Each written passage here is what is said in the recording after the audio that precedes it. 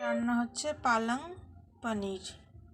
এই যে পালং শাক সিদ্ধ করে বেটে রেখেছি, এই যে পনিরগুলো ভেজে কেটে রেখেছি, উপরে জিরে ফোড়ন দিয়েছি, তেলের উপরে মশলাটা এবার দিয়ে দিয়েছি, দিয়ে এবার কষছি। মশলাটা ভালো করে কষা হলে তারপরে দিয়ে দেবো পালং শাকটা। কষা হয়ে গেছে, এবারে দিয়ে দিলাম পালং শাকের পেস্টটা, দিয়ে ভালো করে নাড়াচ্ছি। এটাও একটু দিয়ে কষিয়ে তারপরে দিয়ে দেবো পনিরগুলো। এই যে ভালো করে কষিয়ে দেখুন টকবক করে ফুটছে। এই যে এবার দই দিয়ে দিলাম, এর মধ্যে একটু টক দই দিয়ে এবার ঢেকে দেব।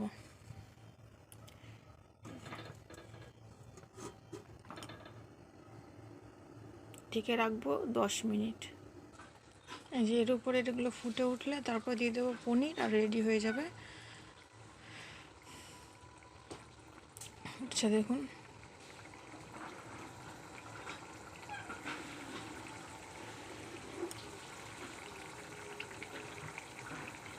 এই যে পনিরগুলো দিয়ে দিয়েছি। এবারে এই যে পনিরগুলো দিয়ে দিলাম, দিয়ে খানিকক্ষণ ফুটিয়ে নামিয়ে নেব পালং পনির।